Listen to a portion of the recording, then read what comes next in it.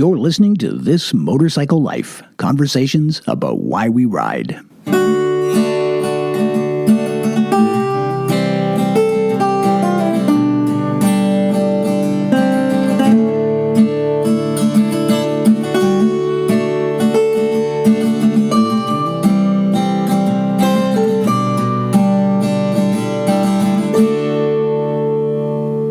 Episode 51, The Gift. I'm Bruce Philp, and thank you for listening. Well, every new motorcyclist is somebody's kid, but what if that new motorcyclist is your kid? Well, surely there's no more emotionally complicated event in a rider's life than the day their child begins their own motorcycle journey. And no greater dilemma than wanting them to be as happy as we are, but not wanting them to be in the same danger. Well, in a moment, you're going to meet someone who has been on both sides of that dilemma, and it turns out that being a good parent to a motorcyclist is a lot like being a good parent. We'll get to him in a moment, but first, let's take care of a few shout-outs. It has been a while since my last episode, and that's because I've been traveling for the first time in 3 years. And yes, motorcycles were involved, and I'll get to that shortly. But I first wanted to say thank you to everyone who passed along their good wishes after episode 50 a few weeks back. That one was a bit outside my comfort zone, so I really do appreciate the feedback. And it has left me wondering whether there are other ways to riff on the format of this show. Your thoughts on that are always welcome, and you know how to reach me. I also want to say thank you to a few folks who expressed their support in more tangible ways since the last episode. Thank you to Sam McGinnis, Jason Brinkman, and Wallace Boss for generously helping fund the podcast with direct donations. And to a handful of people who treated themselves to t-shirts from the merch store. I'm sorry I don't get to see your names, but thank you anyway. And finally, just a reminder that my Movember donation link works all year round. They need our support now as much as ever, and it's another great way to let me know that you value this podcast. And with that, let's go. If you listened to the last episode of this podcast, you might have heard that my daughter, who recently emigrated to Australia, had just got her motorcycle license there. And part of this winter's travel itinerary was a trip to see her in her new home. Well, you could probably tell that I was proud of her for getting her endorsement, but let me assure you that your feelings about that become a little more conflicted when you actually see a bike parked in your kid's garage. Every demon you've ever faced about your own choice to ride is given a new life, and you find yourself in a silent conversation with that machine saying something like, "You better take care of her and bring her as much joy as I've had, or I will turn you into a boat anchor," or words to that effect. Well, the subject of motorcycling families is something this podcast has brushed up against a few times before, in one way or another. It was a theme in episode 11 when we met the brothers Bolton from the Nokomoto podcast, and again in episode 47 when we followed a 1947 Indian chief through 4 generations of ownership by the same family. It was also a theme in episode 19 with devoted mom Melanie Copeland, and again, tragically, in episode 40 when we met Omar Petralis. Well, none of that should be a surprise, I guess, because it's hard to love something this much and not want to share it. But it turns out that this subject still wasn't quite finished with me, not before I'd actually stood in those boots myself. Fortunately, you never have to look too far for help in this community, and on the subject of kids who ride, that help landed on my desk in the form of a book called Molded on a Motorcycle by a fellow rider named Wes Stephenson. Wes is the middle of 3 generations of riders, the son of a returning World War II veteran who brought a bike home from that war as so many did, and the father of 6 kids who each found their own place for motorcycles in their lives.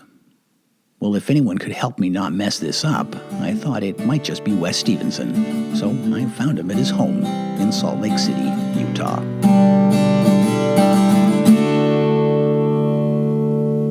Hey, Wes, thanks for joining me. How are you doing?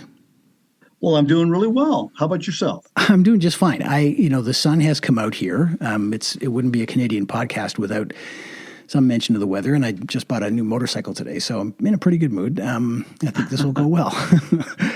Well, look, Very good. thanks so much for joining me. I guess it's a little earlier in your day than it is in mine, so I hope this wasn't too disruptive for you.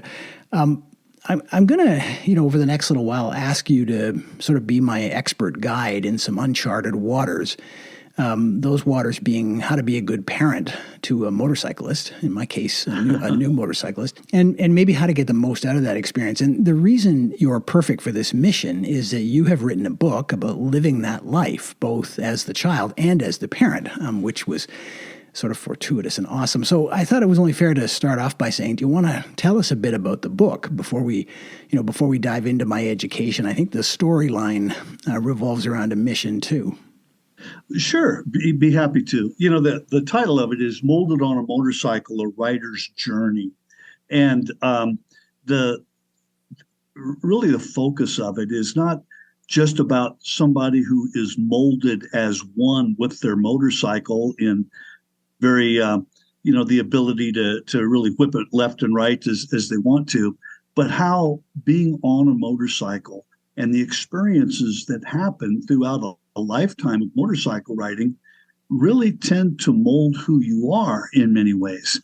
And I've had the privilege of being born into a motorcycle family. My father got out of World War II and used his muster pay to buy his first Army surplus Harley, and then he from that point began riding all over the country. A motorcycle is how he and my mother first met. He blew by her car as she thought she was speeding to work herself. And as mentioned in the book, she got to work and told her boss, when she saw the motorcycle parked in the parking lot, I don't know who that maniac is on that motorcycle, but he's going to get himself killed. His response was, that was Jim Stephenson, and you may be right, he may die on that motorcycle, but I'll bet he won't be getting hit from behind. And, well, the two met, whirlwind romance, and they married, and throughout their lives to when they each passed away, they toured all over the United States and Mexico, and so I was born into a family like that.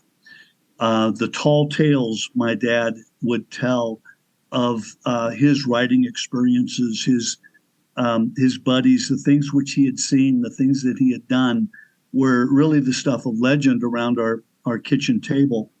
And so it was, of course, we got to ride with Dad, and just earliest memories are sitting on the tank of his motorcycle and seeing the world through that windshield. And so I had the opportunity to grow up with that. I learned to ride motorcycle at a young age, and I've never been without a motorcycle in my entire life. I've never spent a day without either owning one or, when I was younger, riding on my dad's own bikes. And now we've raised 6 children, and all of them have been involved in motorcycling.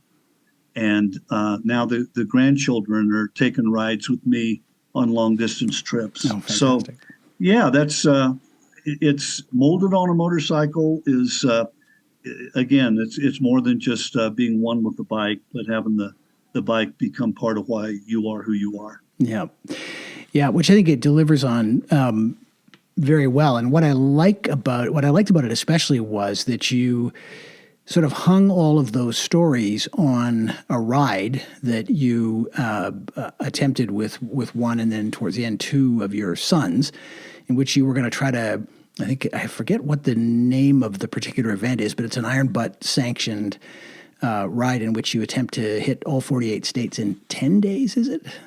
That's right, the 48-10. And you have 240 hours from the start to get a gas receipt in all 48 of the contiguous lower states of the U.S. Right. And I thought it was a brilliant device because as you work your way through that particular challenge, you find, opportunities to tell stories from your own past, as well as reflections on the family that you lead now, which I thought made it a great read and also helpful to me. And so why don't we dive into that a bit?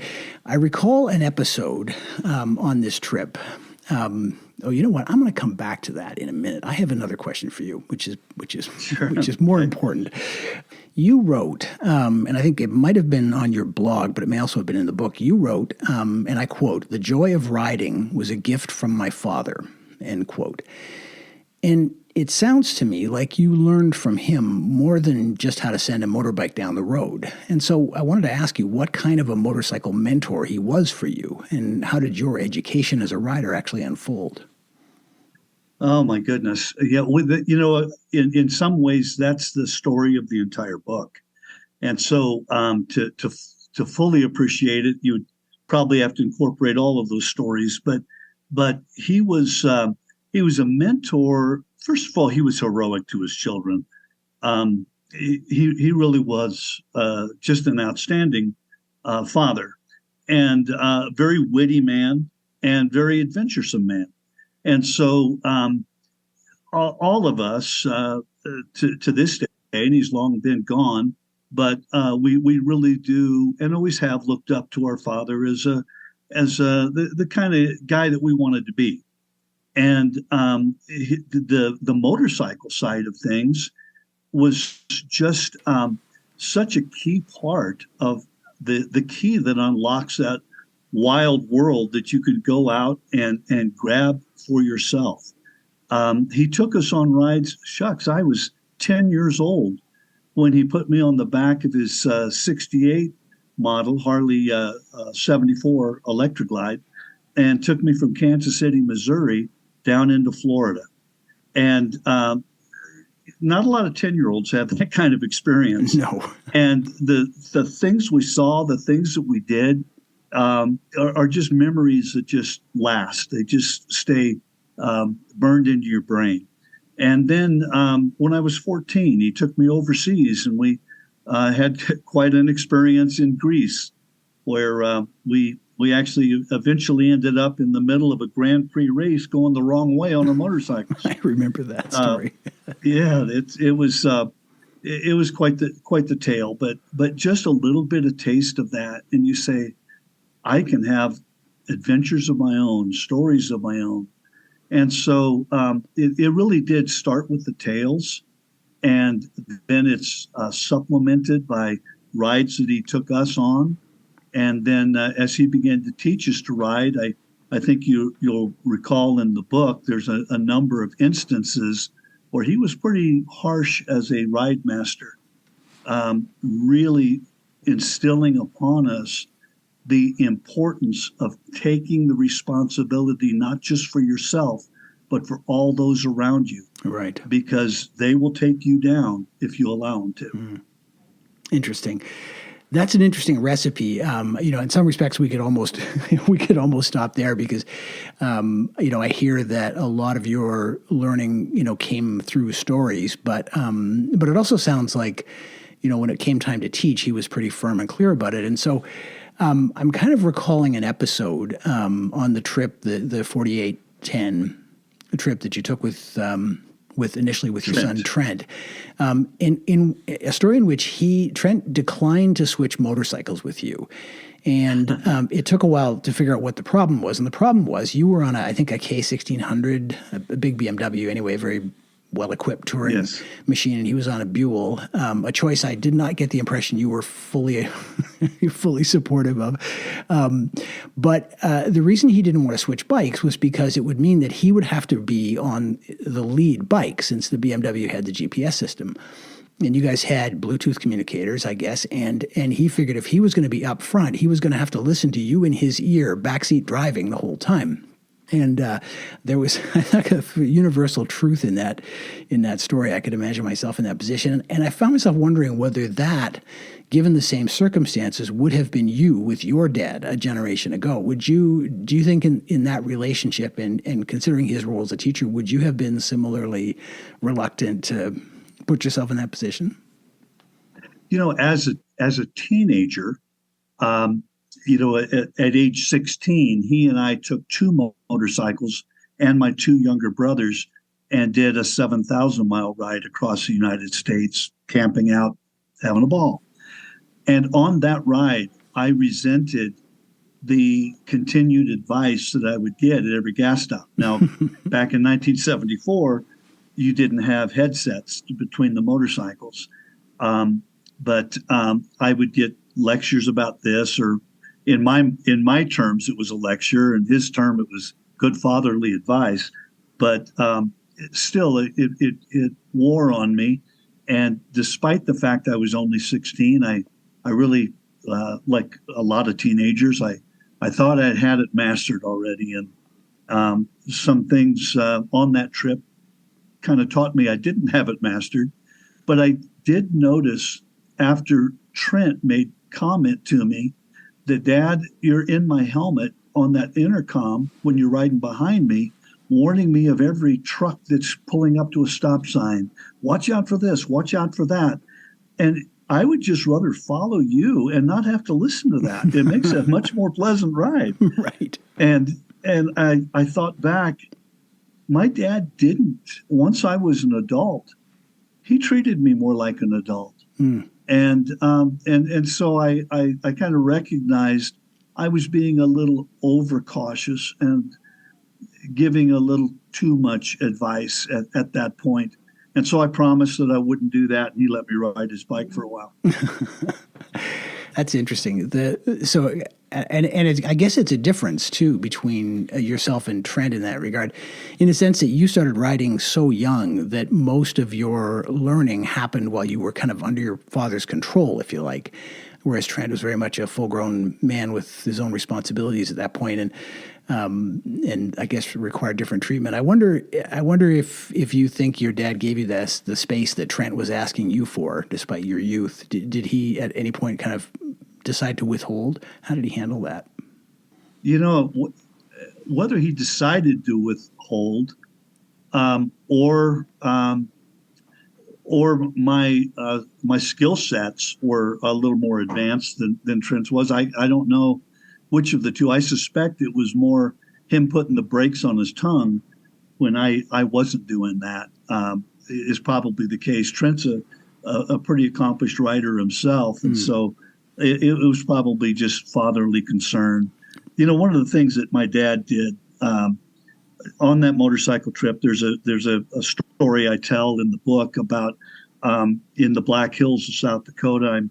I'm in the lead, and I think I can see through the trees the road coming up to meet us at the hairpin, and that the road is clear. And despite the fact my dad told me clearly never to trust that, I swung wide, dove in tight to take it into the oncoming lane, and almost killed my brother and I, barely missing a Buick or a Plymouth that was there that I didn't see.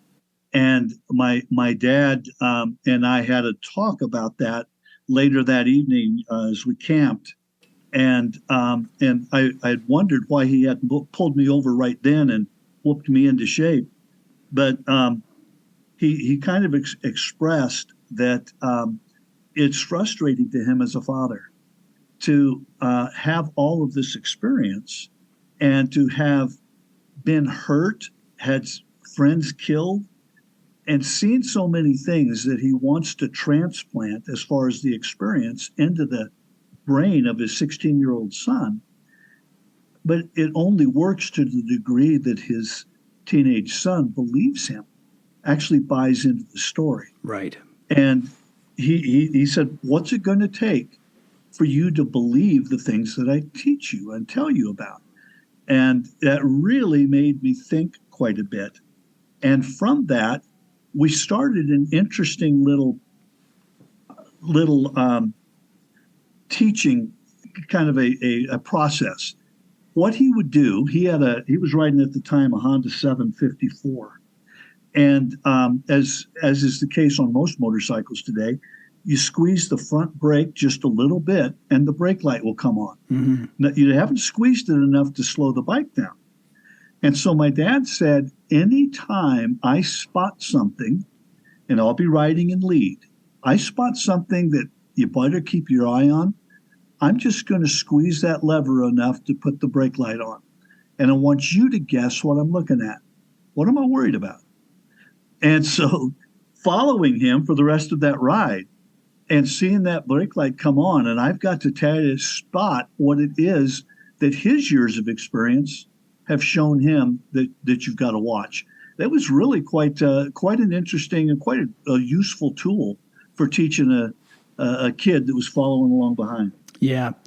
Smart man, because I mean, he put his finger right on the issue, which is that there's so much about roadcraft that you can only gain through experience, and some of it is just priceless and life-saving. But the dynamic that you have with a young, with a teenage kid, for example, is specifically arranged so that you can't convey that kind of information. You can lecture them about saving money and not drinking and making their beds or whatever the things are that represent kind of personal growth and development to you. And it's not the end of the world if it doesn't sink in. And resistance is part of the dynamic. But when it comes to the things that you're talking about, you can't afford that dynamic. You can't afford that resistance. Let me figure it out myself. And as you say, it is frustrating.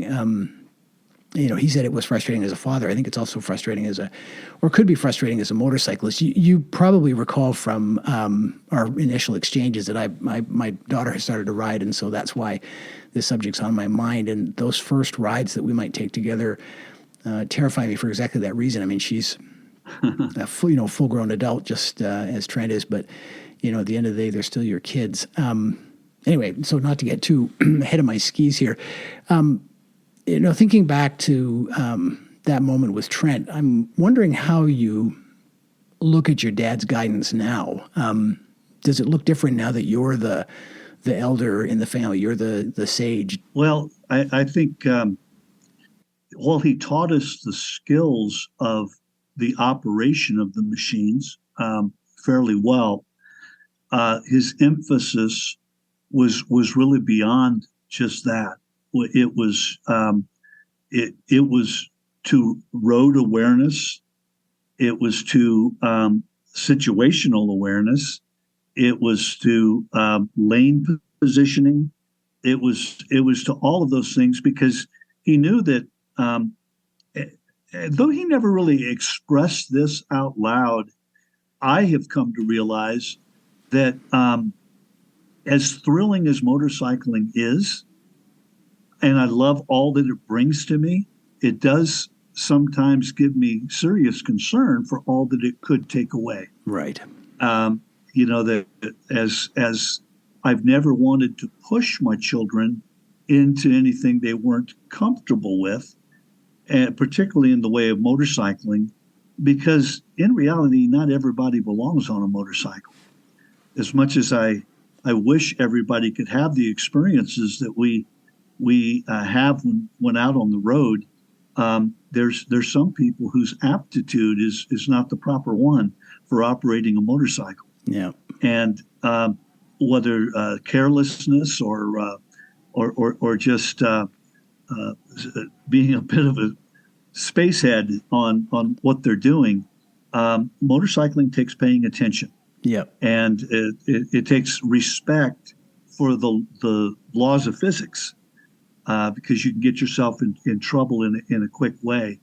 And so, though Dad never vocalized that, I've got some of my siblings are avid motorcyclists, and others have only dabbled with it and never really pursued it into adulthood. And Dad never told them, when are you going to pick up a bike? Come on and take my extra one and come along. If it's what they wanted to do, he encouraged it. If it wasn't, he didn't. He let it lie. Yeah, smart. And I can totally foresee. I mean, we have 3 adult kids. I can totally foresee finding myself in that same position. Your dad was also a pilot. Remarkable guy by all accounts. And there's a passage in your book when you talk about cornering being like flying and how he comes to mind every time you're on a twisty road. And it felt to me, reading it, as though in those moments, it's like he's with you. And I wonder if you think that overstates it. Does being on the bike reunite you somehow? Is that part of what he's left you? Well, certainly it does. I mean, there's so many times you crest a hill to reveal a big valley, just unveiling itself in front of you. And anytime I was following my dad and we came across one of those scenes, his left hand would go out in a big sweeping motion, showing as if he's revealing the entire world to the riders behind him. You know, wow, yeah.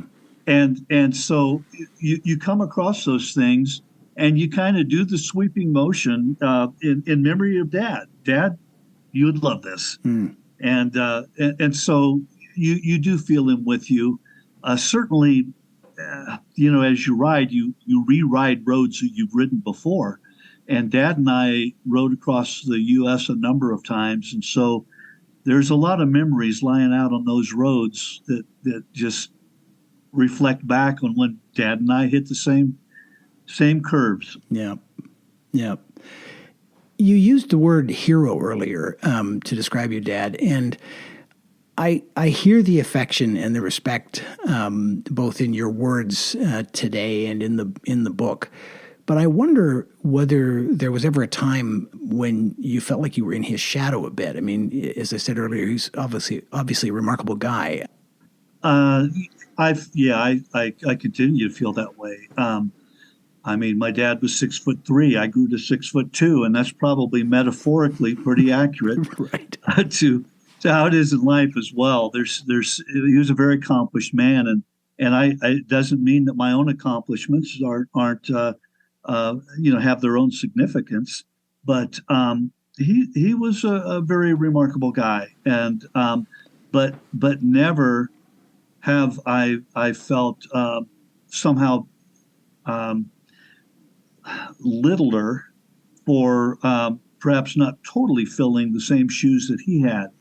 But in many ways, there's ways that I have developed and things that I have done that he never did and probably never could. And so I've never had a resentment for his own successes and his own skills and so forth.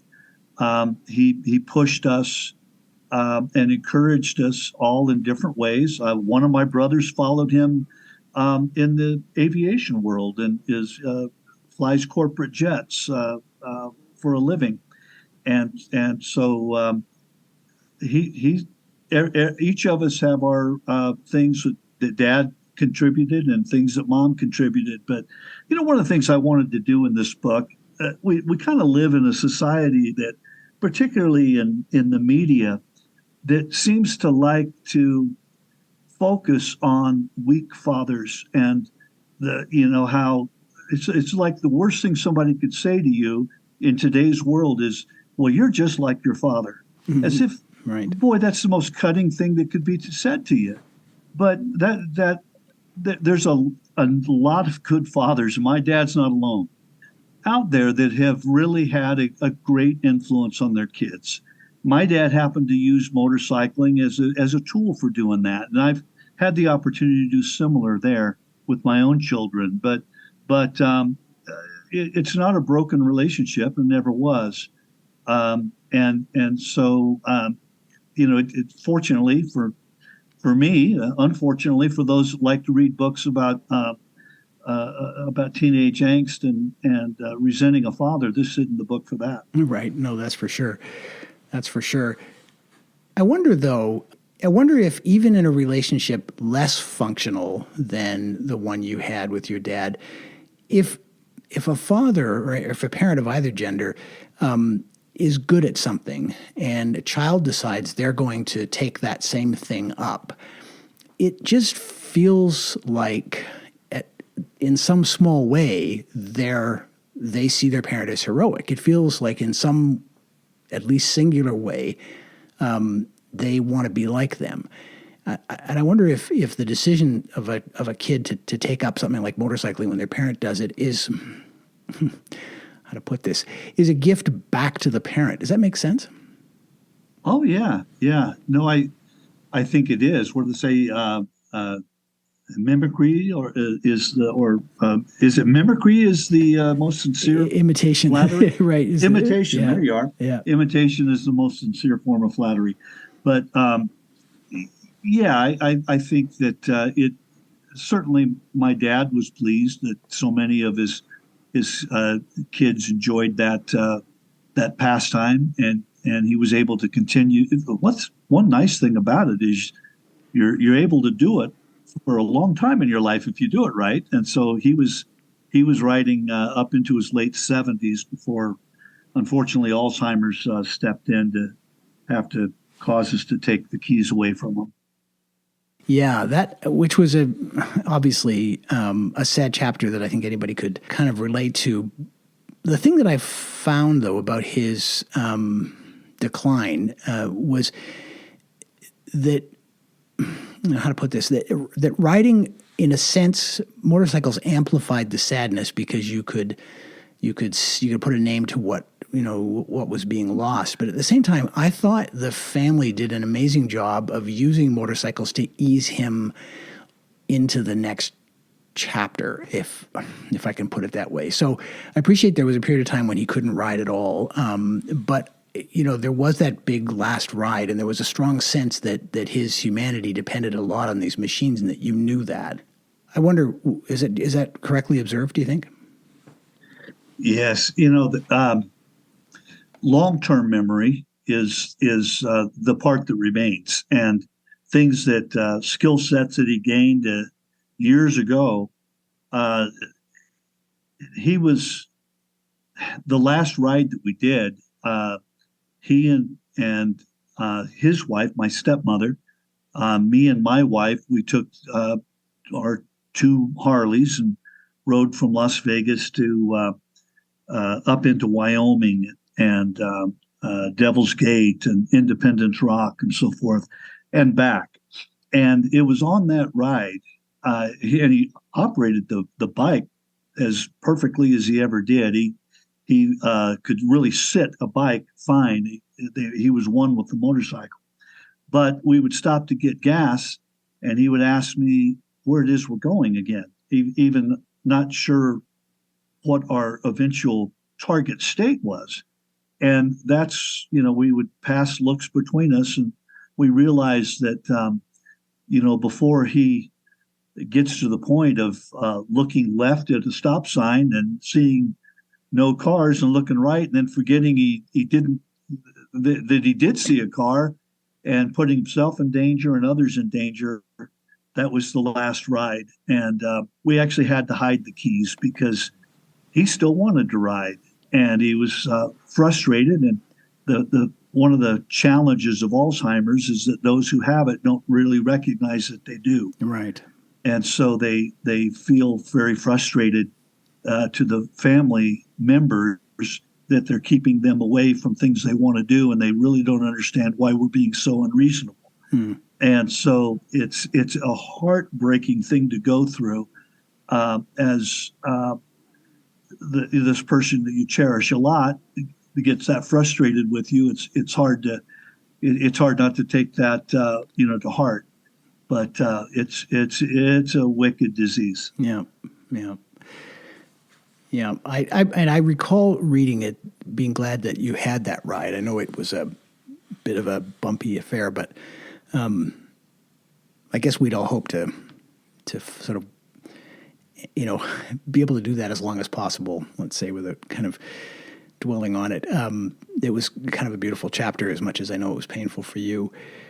And so why don't we transition there to your sons, Trent and Mitch, who we met in the book. And I gather now you're telling me that you have other kids who also ride, so maybe we can get into that a little bit too. But we met those two at least, and I'm wondering about how they became motorcyclists. Was it a choice they made, or was it kind of an inevitable feature of being a member of the family, and what kind of role did you play in that choice and in that process? And if you want to answer for any or all of your kids, by all means, do that. Sure. We raised our family in Las Vegas, and we were out in the kind of the rural part of. We certainly did not live on the Strip, as many people assume when you're from Las Vegas, but we lived out in kind of horse country. Lots of desert around us, behind our home, and so forth. And so, like I learned, they learned with dirt bikes, and so little Honda 50s and quads, the four wheelers and so forth. And so all of the children had their opportunities on riding out in the desert, and we would then load those up on trailers and head up into the mountains and have good trail rides. But they also had opportunities to ride with myself, for a weekend ride, an evening ride. They were not much different than me and my siblings. When Dad would fire up the motorcycle, we would all form a line looking to have an opportunity to go for a ride initially it was on the front tank of the motorcycle, then eventually on the back seat. So my children were somewhat the same way. Now we have 4 daughters and 2 sons, and each of them, when they would graduate from high school, they were granted a long distance overnight camp out ride with me. Oh, wow. And so my oldest daughter, she and I went to the Grand Canyon, and then went exploring the mountain areas, Flagstaff and Sedona and so forth of Arizona. And then my daughter Kim, we had a ride through the mountains, Rocky Mountains of Colorado. Trent, as this is mentioned in the book, he and I started off on a long ride, but about 400 miles from home, I had an emergency call from business that took me back to Las Vegas, and that ride never occurred. And so it was the ride that got away. And this 48 state ride was really going to be more than a makeup for that. My son Mitch, he and I took 2 motorcycles and did I think it was a 6,000 mile ride from Vegas to Illinois, and then up through Canada a little bit and back. Then my daughter Rachel is we did the Pacific Coast Highway in 5 states, and then our baby girl Audrey wanted to go up into Montana and Yellowstone and so forth. So all of them caught the bug of travel, of getting out there and seeing the world on a windshield, through a windshield, and they just love it. Their arms are out there like airplanes, in the wind. They just take it all in. Well, my oldest daughter got her motorcycle license. Her name's Jill, and then she and I were setting off on a big ride from Utah into Yosemite. And this again is outlined in the book, but she unfortunately went off the highway and totaled the motorcycle and scared me to death. Oh, geez. Yeah, that was where I came back to find cars at the side of the road, the motorcycle down in wrecked amongst some trees. Couldn't find my daughters, and feared for the worst. And that I thought the thing that I most dreaded had come to be, but she ended up with just a broken bone and some road rash. But she's not done much riding since then. She rides with me, but not on her own. My 2 boys ride. All the kids still like to ride with me. One of our daughters has a condition, dwarfism, achondroplasia, that makes it pretty challenging with short arms and legs to ever be an operator for a motorcycle. But she was perfect on the back seat of my electric glide with the armrests and putting her feet up on the rear crash bars and she's the one that did the Pacific Coast Highway with me, and she's as big a motorcycle fan as any of them. So to answer your question, they were brought up from trail riding to riding with dad to having the opportunities to get their own motorcycle licenses. My youngest daughter, at age 30, is just got her endorsement, and so it's a piecemeal, experience by experience thing. Yeah, I mean, I see that. But, it's funny listening to you talk. It sounds to me like from a very early age, motorcycles and time with dad were pretty inseparable concepts, which strikes me as a pretty great way to raise riders. What would you say to that? Do you think, is it possible to parse out the excitement of riding bikes from the pleasure of being with dad, or was that a conscious strategy on your part? Now, it wasn't necessarily a conscious strategy. And I know that other parents have other pursuits that work a similar end.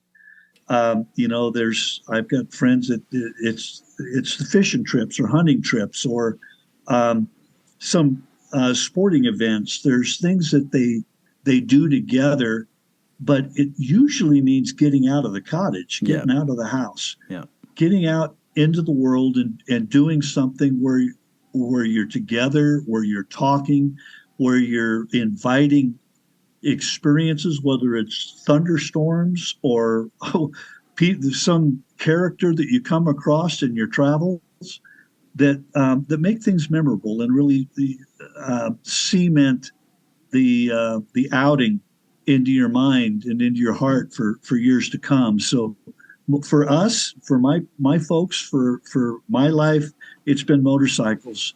But for others, it can be, flying or race cars. Yep. Yep. As long as there's that togetherness, I think, or I would bet anyway. Now, if I'm keeping track accurately, you don't have any kids who chose not to ride. Is that correct? Well, actually, I do. One, Rachel, is really not able to fit a motorcycle properly. And then our daughter, Kim, has never pursued getting her own license. Okay. But she loves riding with me still to this day. And her husband is he's actually started with the electric bikes. And now he's starting to poke around toward getting a gas-powered motorcycle. It's interesting, Bruce, that I was kind of wondering if you were going to go toward a question of, well, so what do you do if you didn't raise your kids on a motorcycle and maybe motorcycling came to your own life later on, as I think it did with yourself. Yeah, that's right. And now you've got kids that didn't get raised on motorcycles. You love this passion. What's the right thing to do in encouraging them to come into it? And I guess the closest thing I've got to that are my son-in-laws. I've got 3 son-in-laws that are not motorcycle riders, and they married into this motorcycle family where their brother-in-laws ride, their father-in-law rides, some of their sister-in-laws, and their own wives love to do this, and that's where I really have felt the responsibility to not push somebody into something that they're not comfortable doing. Yeah. If they were to approach me saying, "Hey, you got to show me how to get this done. How do you get started? What's the right bike?" Things like that. Man, I'd be all over it. I'd be helping them to do that. But I've never given them any pressure to my awareness of, "Hey, buddy, when are you going to get one? You got to come join us. Come on. Let's go down to the Honda shop. Let's go down to the Harley shop. Let's go down. Let's get you something." Yeah. For fear that if the worst did happen, I don't know that I could live with, my widowed daughters for having pushed them into something that they only did because I insisted. Yeah. Yeah. And I guess the question, for me is, how do you know? We have 3 all-adult kids. One of them, they've all expressed interest. One of them, has gone ahead and got her license and has bought a bike. And there's a part of me that's thrilled by that, and there's a part of me that's terrified by that, as I'm sure you can imagine.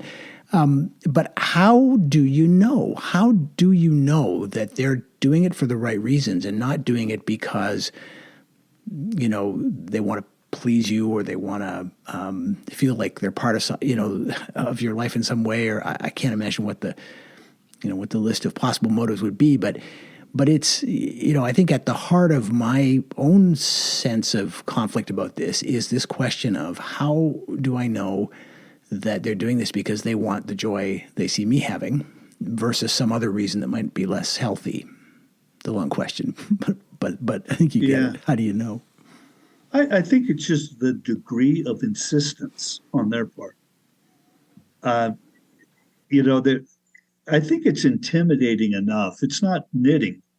Motorcycling, it can be an intimidating thing to decide to go do.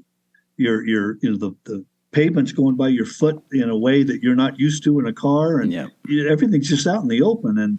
And so if they're insistent about it, then it's pretty well coming from their heart. If they're very very hesitant as they're going into it, that could be an indication that they may not be quite ready for it. Yeah. So simple, but that's probably the best clue. I wonder if you remember the first time you rode on the street with one of your kids. I wonder if you remember how that felt, and if you can share that experience with us. It would certainly have been my son Trent who would have been the first one to go out on the road with me. The girls were into college age or older before they started getting their endorsements, but Trent right off the bat. And in Las Vegas, we would head off on some day rides out to Red Rock Canyon or up to Mount Charleston. And I remember just really feeling like I had a need to shepherd him, watch over him carefully, not because he didn't know how to operate a motorcycle, the clutch, the gas, the turning, the brakes. That's not the issue. It's what he doesn't know to watch out for. And so it was, I didn't have the helmet to helmet, but it was riding slow and riding careful. And you definitely have a sense of concern. Have you had the opportunity, Bruce, yet to I know your daughter bought a really cool looking Royal Enfield. Yeah. Did you have a chance to ride with her? 2 bikes or no? In fact, I think it's significant that she had not actually been on it while I was there. I think that happened after I left. So, you can guess that it's been on my mind that, like, why would that be? And, was she afraid of being embarrassed or making a mistake? Or is she just the kind of person that would prefer to take those first steps alone, which she may well be, because I certainly was. But no, we did not have that opportunity. And I have to say, it could have happened. The shop that she bought the bike from was more than willing to lend us another one, but it did not come to pass. Yeah. My approach was a little more perhaps motherly, if that's the right term, but certainly a bit of a hovering fellow rider with my kids than my own father, who my first time riding on the streets in traffic of any kind was when he took me to Athens, and we rented 2 little small displacement Yamahas. Jeez. and headed off into Athens traffic. And he just said, follow me. And away we went. And it was like, if I lose him in this traffic, I don't even know how I'll ever find him again. And so he was his approach was throw the kid in the pool and they'll have to learn to swim. And mine was a little more put the floaties on the kid and let's make sure that they're doing it right. So we did have a bit of a different approach as fathers to how it works. Yeah, well, it's sort of a generational thing probably too. But I was raised by people who taught you to swim by throwing you off the dock. That's those aren't the. It's not the world we live in anymore. In the preface of your book, you devote a few paragraphs to explaining what motorcycles have meant to you in your life. And I wonder if you have ever said those things to your kids, or if maybe the first time they ever heard them was in the pages of Molded on a Motorcycle. And I wonder how you navigate between wanting the people that you love to know how you feel and not wanting to force those feelings on them. Does that make sense? I know it's a compound question, but I was curious.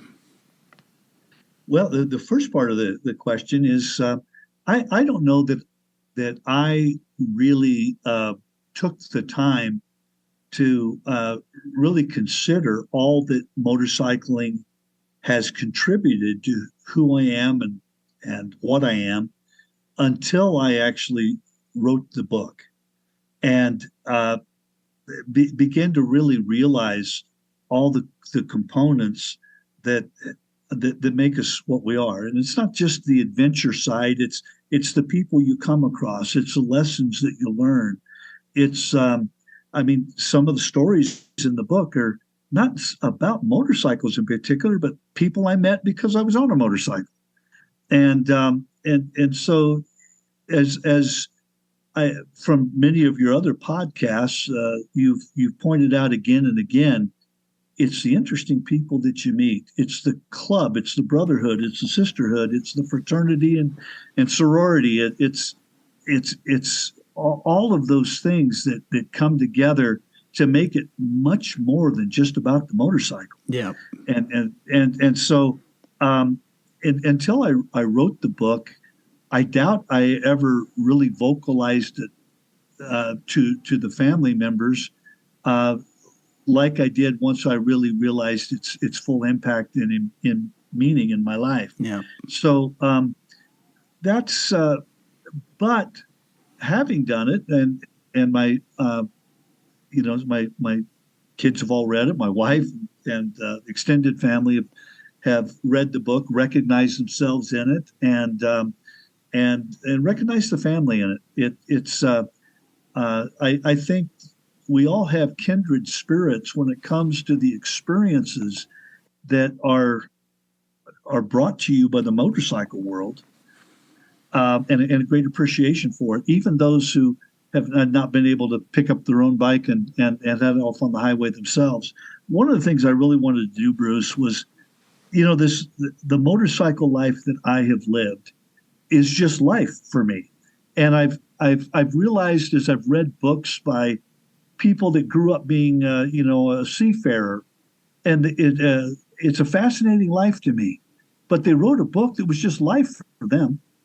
It was just how things were, and they didn't know that it was that much different than what other people have seen. Mm. And so as I put this together, I really realized I didn't want to write a book just for enthusiasts of motorcycles.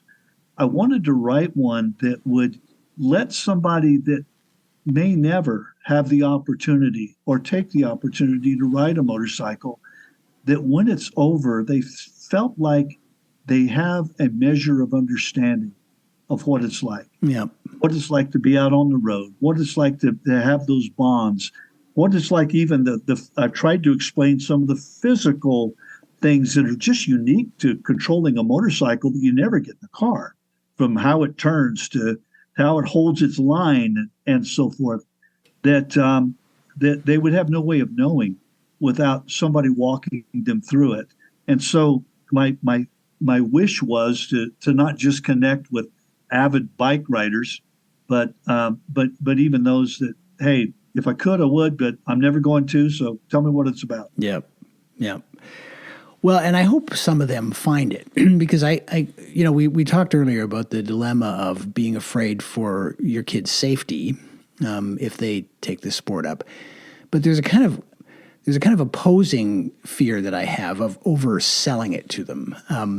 When I was in California last month, I ended up having coffee with a listener, and he was a pretty accomplished rider and he looked like a guy who had seen some things and could take care of himself and didn't, appear to in any outward way to be a sentimental character. And yet, at one point in our conversation, he looked at me and he said, "These things transform people." And, I thought that was just such a remarkable, observation. And that's how I feel. I mean, I didn't grow up with them. But what they've given me has been, ecstatic. I've never felt like I belonged anywhere so much as I belong in this world. I still find it, magical that when you corner on a motorcycle, you're grappling with the same forces that, created the universe. It's a incredibly rich and powerful experience and life-changing. I want my kids to know that that's how I feel about it. I don't want them to feel as though they have to too. Do you know what I mean? Yeah, I do. It's the passion itself is the joy of it is doubled when you share it with somebody else. Yeah. It really is. Yeah. As wonderful as it is to ride solo, it's my gosh, when my wife's on the back with me, the same ride is twice as fun. Yeah. Not because I'm able to lean deeper in or anything like that, but going with your children on rides, going even with your friends on rides, it really is it is a multiplier when you can share it with others. And so I understand that hunger to want to do it, and just want them to feel that and to experience that kind of a exhilaration. And again, it's not just acceleration and G-forces. It's not just about what the machine can do. It's what it brings you to, the experiences that are out there. Yeah, absolutely. I mean, we could obviously, as with everyone I've ever met who rides, we could probably spend the rest of the night talking about just that. I wonder, though, I guess I'm wondering a lot in this conversation, but it's a little bit personal for me this time. I feel like this question about, fearing for our kids when they decide to ride bikes, I feel like on some level it gets to a core value about what it means to live well. So stay with me for a second here. It feels like it's about that these things are sort of metaphorical vehicles for some larger belief about risk and effort and reward. And so I wonder whether motorcycles have been for you a way to convey something more profound about life to your kids. If they're somehow teaching aids. Does that question make any sense? It definitely makes sense, but to me, it's so self-evident in my life. It's been such a such a connection between us. Not just that we both have an interest, but the vistas that it's brought us to, and I'm not just talking about visual things, but the insights that it brings. It is definitely. I don't think any of my children think that it's just about the mechanical aspects of the sport.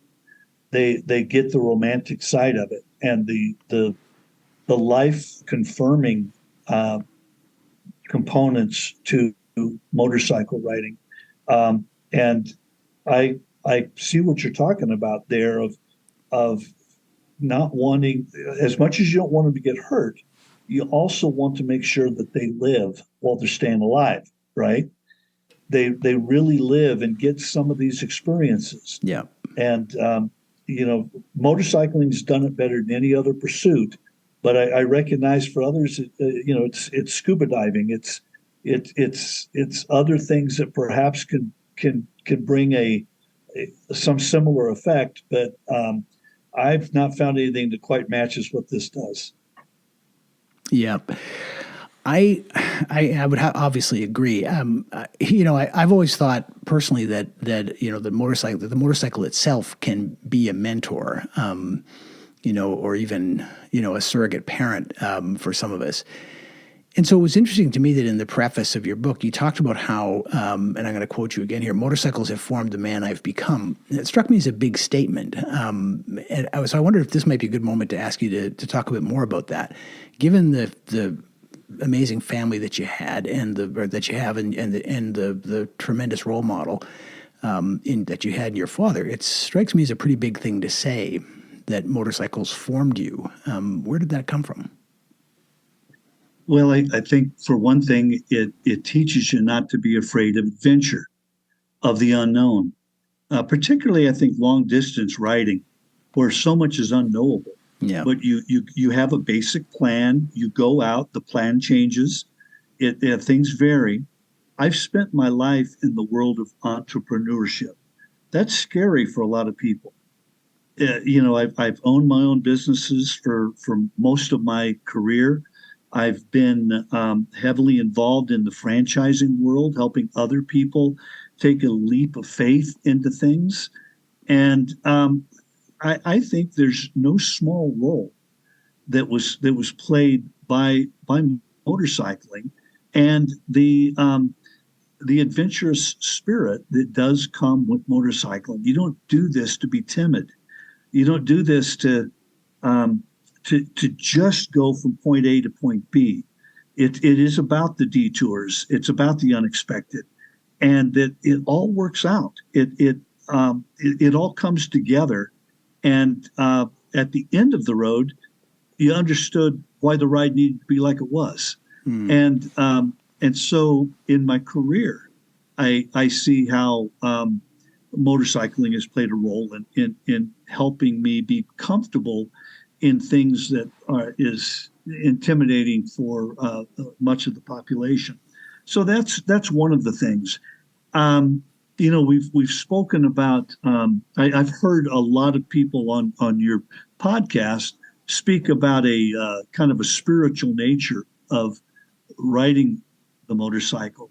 That quiet time of contemplation, where it's you, your thoughts within your skull, talking with your God, considering the universe, considering humanity, all of that in a time of such compressed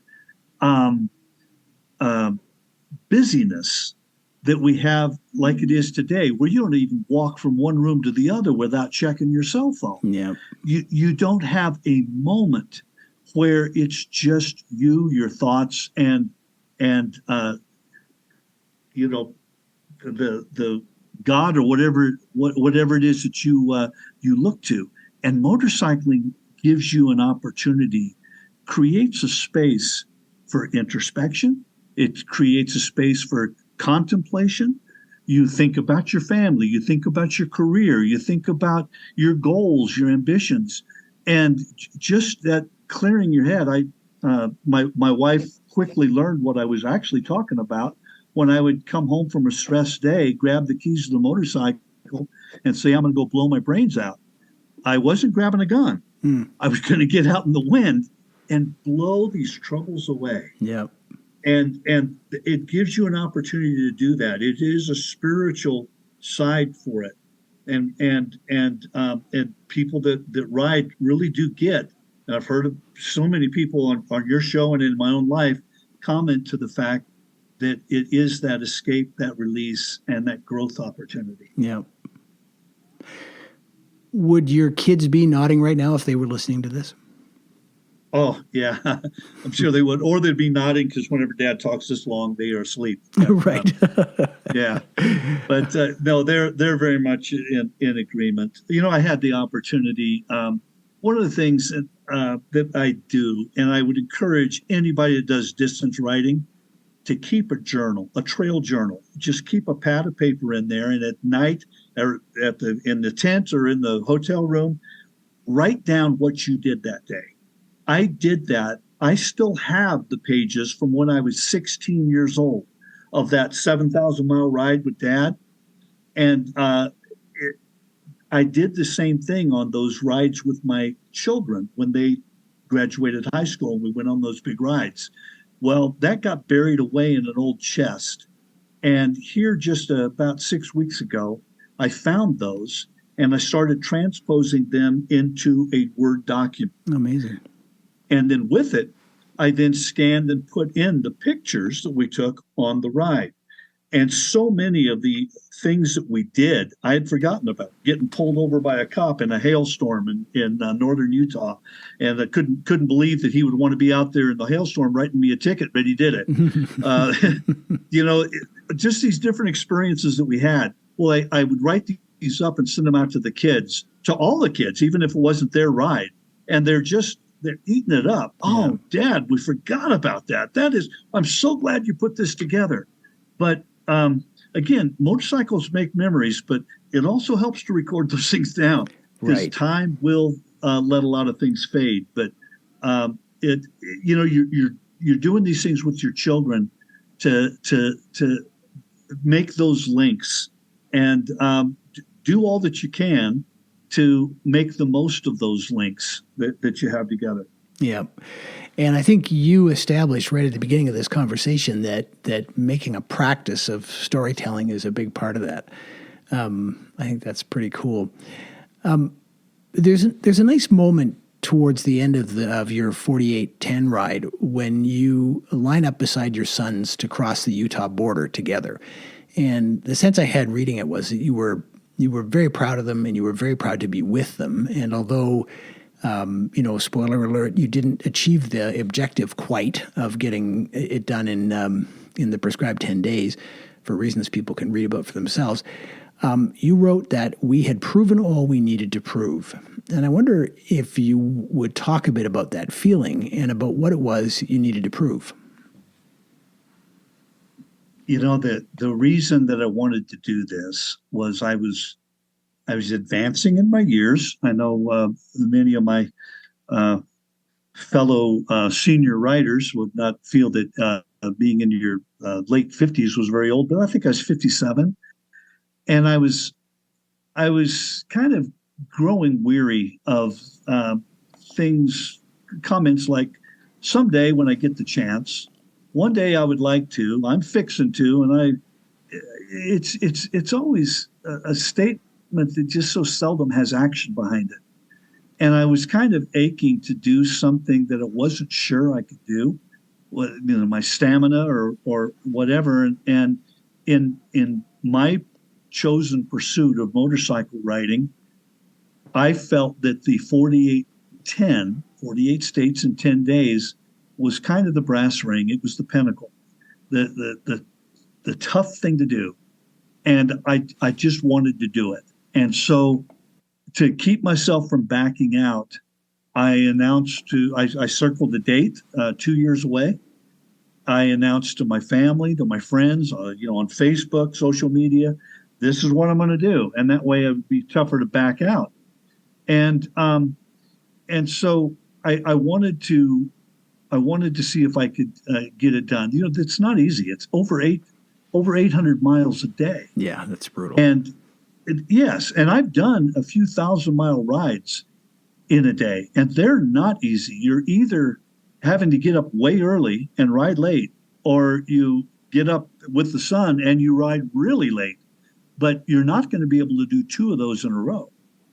And so if knowing that we were going to have days that we would get behind with traffic or weather or breakdowns, we knew that we would have a number of 1,000-mile days all within this 10-day ride. And so when Trent decided he would join me, I thought I was going to be doing it by myself. But when he decided to join me, one, it made up for that lost ride that he and I didn't get to take when he was 18. And I wish that Mitch could have taken all the time off. And as you mentioned, we were surprised when he was able to join us for the final 2 days of the ride. But we did have some mechanical troubles that caused us to not be able to hit the 10-day window that the Iron Butt Association requires. And they don't care if you have breakdowns. They don't care if you have bad weather. You make it or you don't. You get the certificate or you don't. But in our case, we completed it within 10 actual days of riding. We did it in 240 hours of being on the road. And aside from the waiting for parts to arrive on a broken motorcycle. And so when we came to it, we had gone the distance. We had demonstrated to ourselves what we needed to. We wouldn't earn the patch, but we earned our own self-respect for what we had done. And to have my two boys with me riding at what was it, three in the morning across that state line and an empty desert highway, it was just a feeling I'll never forget. And neither will my boys. I bet it was. I wonder, thinking about that moment, if this is going to be a very difficult question to answer, so I apologize in advance. But I wonder if you think that your sons see you the way you saw your dad now, or yet, or is it something different, or are they not there yet? I appreciate that. That's a very difficult thing for you to respond to, but I wonder if you have any thoughts about that. I can only hope so. We have a good relationship, my boys and I, and it is adventures like this that have built that up over the years and keep it bright even now. And they, I believe that they have a healthy respect for their dad, and that I certainly care about them and like being with them, and doing things together helps underscore that to them. I'm sure. Yeah, no doubt. When I put the book down, I had a feeling that there was a pretty strong theme of mortality that ran through it. I don't know whether that was intentional or not, but there was a real.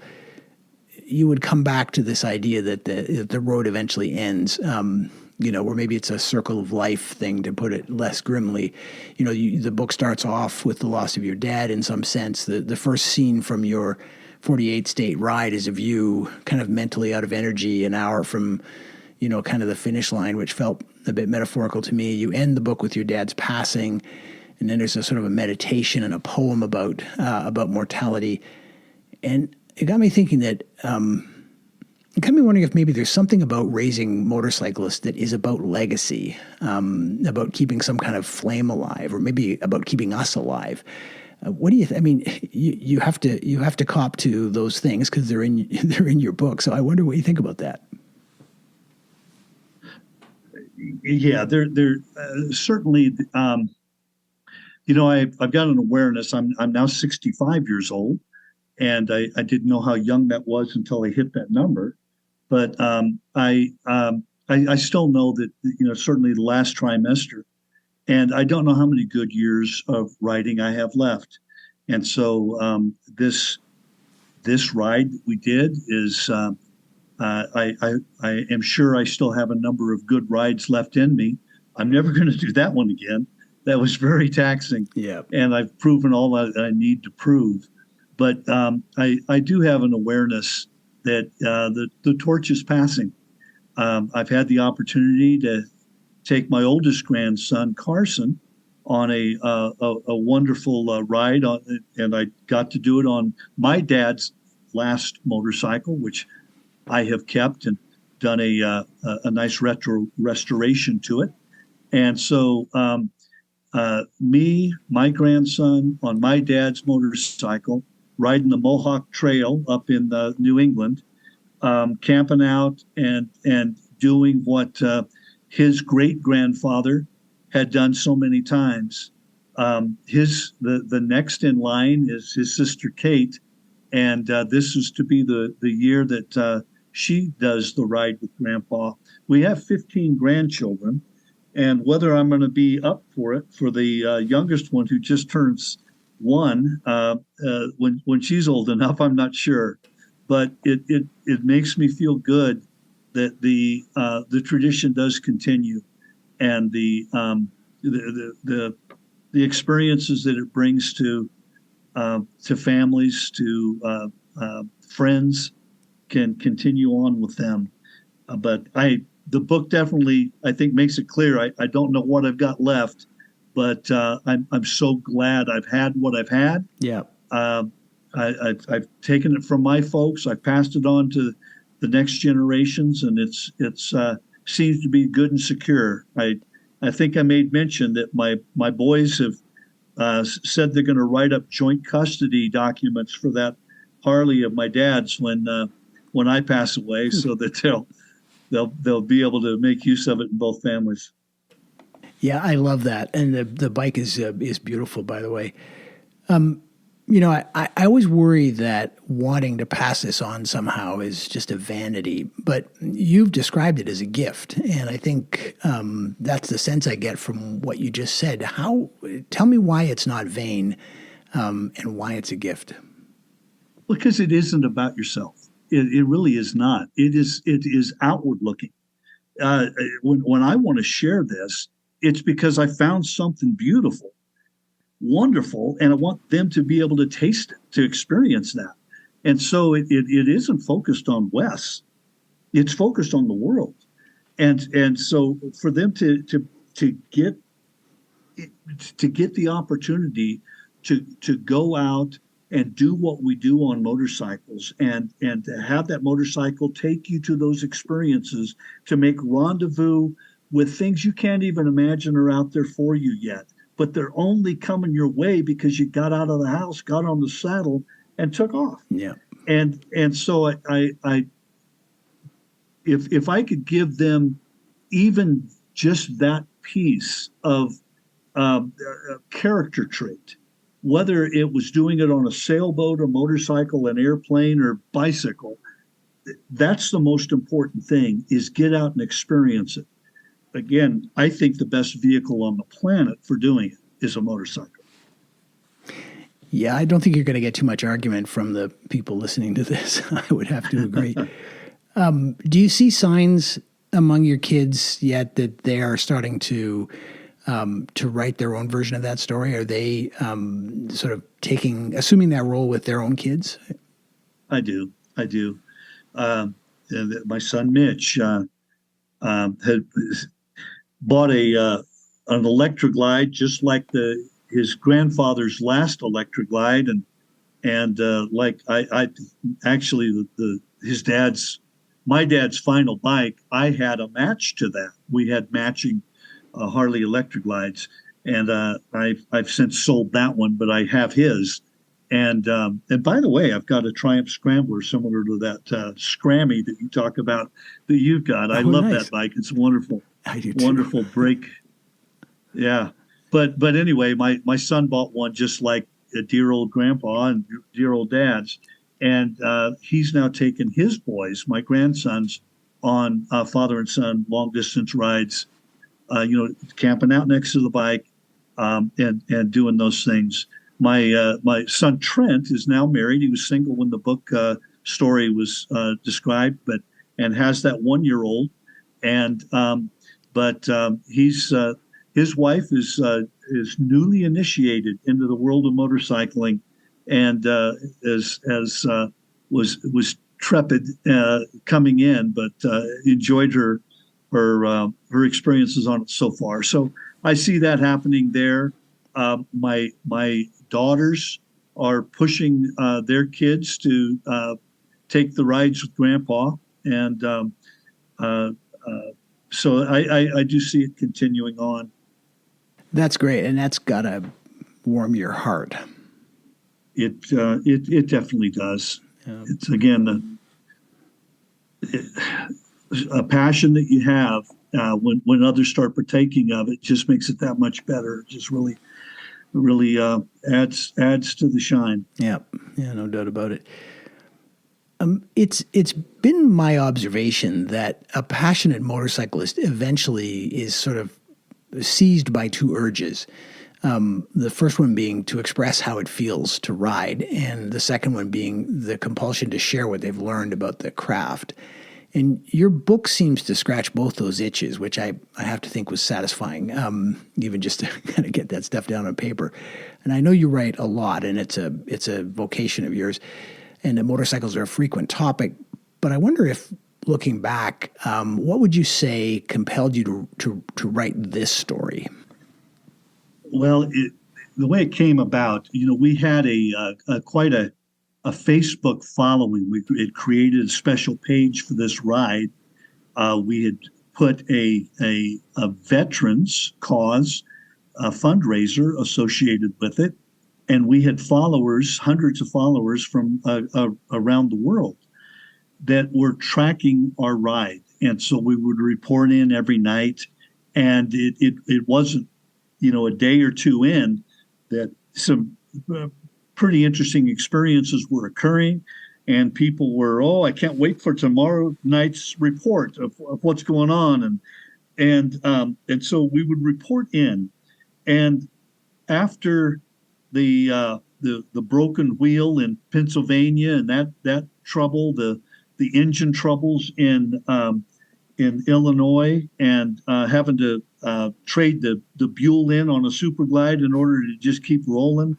After trouble and door opening after door opening, when I had that experience in South Dakota, where it's 11 o'clock at night, we can't afford to miss 3 hours even of the ride and still complete it. And we had an electrical failure on the Super Glide, 11 at night, Kadoka, South Dakota. And we saw there was nothing but a tractor shop. They were closed. There was no repairing this. There's no fixing the problem. And you'll recall, Bruce, what the solution ended up being. To my surprise, my son, Trent, said, "Dad, you've got to talk to Mitch." And he handed me his cell phone, and I thought, what good can he do? He's 500 miles away in Salt Lake City, 11 o'clock at night. And he says, "Dad, I found the part you need in Rapid City." And I'm thinking, okay, well, gosh, that's still hours away. And Dad, I'm in Rapid City. I'll have the part to you in an hour and a half. They had decided to surprise me. He was going to take 2 days off of work. He rode all the way to Rapid City. He was waiting on an overpass with the intention that when Trent and I rode under the overpass, he would come riding up next to us and see how long it took for me to realize that was my own baby boy riding there next to us. Well, that's not how it panned out, but it panned out even better. Yeah. Because he got to be the rescue guy that was able to keep us going. Well, as I reported the story to the followers, I had so many people say, "Wes, this trip has got to be a book. This has just been fascinating to follow it all the way through, the ups and the downs and the oh-no's and the oh-boys." And so I had decided, okay, let me see about putting together a book about that trip. But as I started putting that together, I thought, but this ride is not just about the day it started.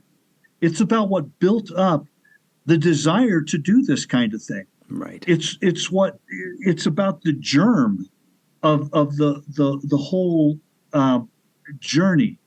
And I thought, well, where do you even start? And as you know, much of my motorcycle story starts before I was born. Yeah. Because I was raised on the stories of my dad's escapades back in the 50s before I was around. And so I brought these various stories and characters, individuals that have all fed into what makes me what I am. So to give people a preview that may want to see the book, in the story of these 10 days and the days leading up to it, there are many flashbacks at the appropriate times of experiences that fed in to this. And so it is a story of 3 generations of writers told on the framework of a 10-day hurried trip across the United States. Yeah, and it was such a lovely way to tell it. They say that the path is never clear till you're looking back at it. I wonder if there's anything you wish you'd done differently as a mentor, or for that matter, if you have any advice you would offer those of us who are facing that role for the first time. What's the golden learning from your journey so far?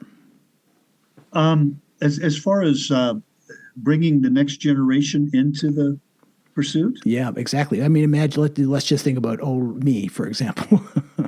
Yeah, I think I'm sure that your children enjoy the podcasts and and getting a taste from so many different perspectives of what motorcycling can be about. And one of the comments I do make in the book, and I really believe this, is the motorcycling experience cannot be described in the singular. It's just there's so many aspects to what this is about. There's different styles of riding, different styles of bikes, and different reasons that people get out there on two wheels. And what your children will find as their home spot in the world of motorcycling may be different than what you do. My son's more into adventure bikes, like that Buell that he had was the Odyssey, their version of a GS. Right. And so that's never been what I've gone after, but it's what his pursuit is. They'll have their stamp that they'll put onto their motorcycle life that'll be different than what yours is, and give them the freedom to take it and find the world of motorcycling the way they want to partake of it. Yeah, that's good advice. What advice would you then give my kids? What would you say to my daughter now? Boy, I'd say don't be in a hurry. Enjoy the experience. Take it a ride at a time, and it'll build itself up. The things that you're going to experience as you do this will be the very things that will call you to take the next ride. And so check your ambition on it. Don't try to take it all at once and become your dad overnight or become any other rider overnight.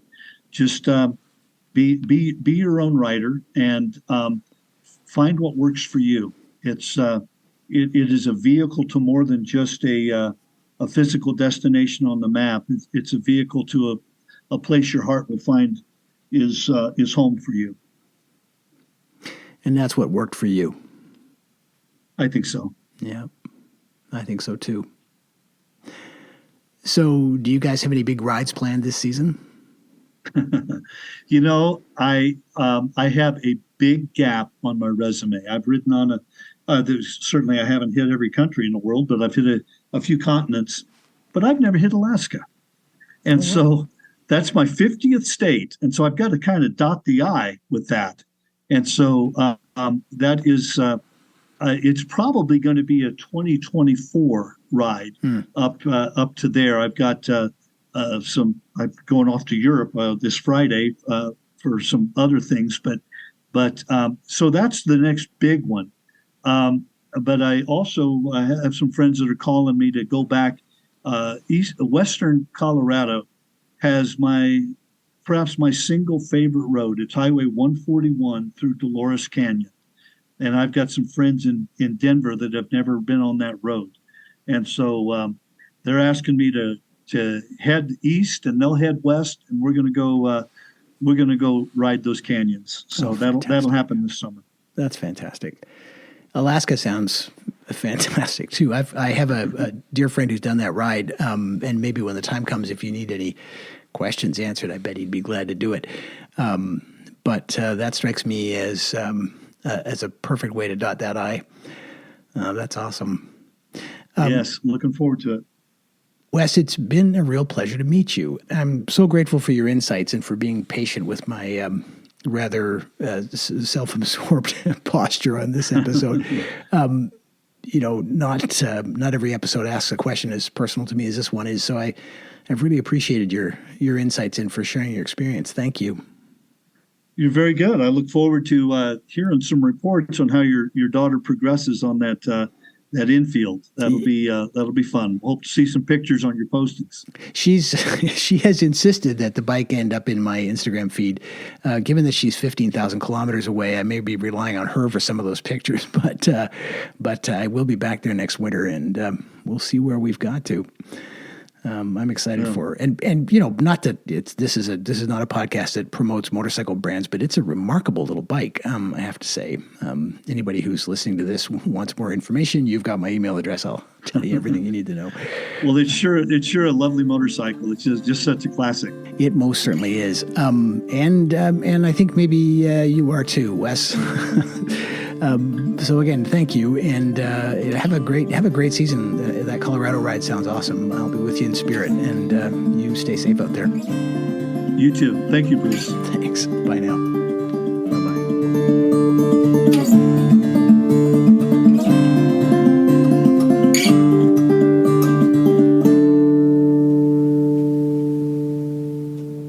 The toughest part about listening back to this conversation was realizing just how selfish I was being to worry so much about all this. A grown-up kid is a sovereign human being, after all, just like you and me. Their choices are theirs to make. And through that lens, I began to see the genius in the way that Wes and his father before him had handled being the elders in a motorcycling family. The genius of being an example while you still can, or even a hero, as Wes put it. The genius of wrapping lessons up in stories so that they endure. And the genius of knowing when it's time to let go. A few days before I recorded this interview, I sold my Ninja 400. The buyer turned out to be a newly licensed kid, or at least to me he was a kid. He was obviously a man, and he showed up with his dad in a pickup truck after a 90-minute drive through snow squalls. Well, his dad turned out to be a rider too, although I think he was more of a custom guy.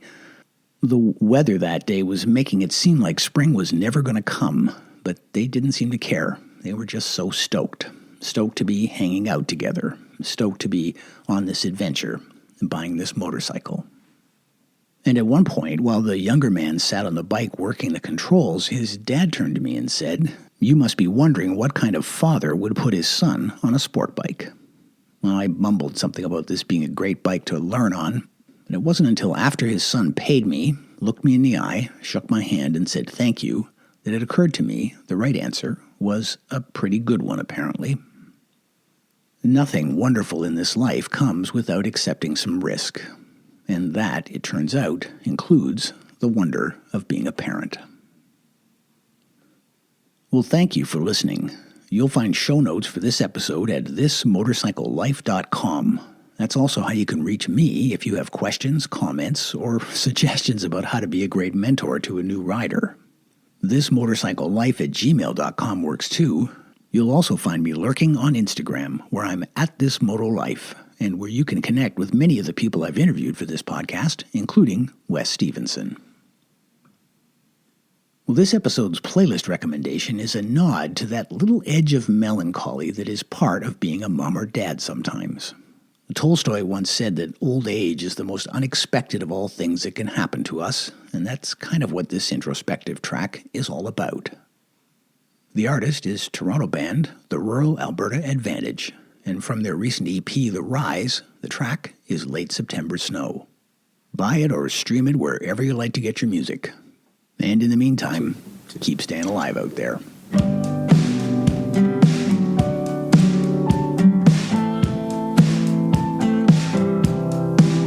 Getting up fast, figure this out while the flies bid goodbye in autumn's light. So while we're sleeping, send the clipper forth. Since you lost, since your summer designs, it's where you see me before, played it over my mind. I know this change, it brings a heavy heart, breaks us all.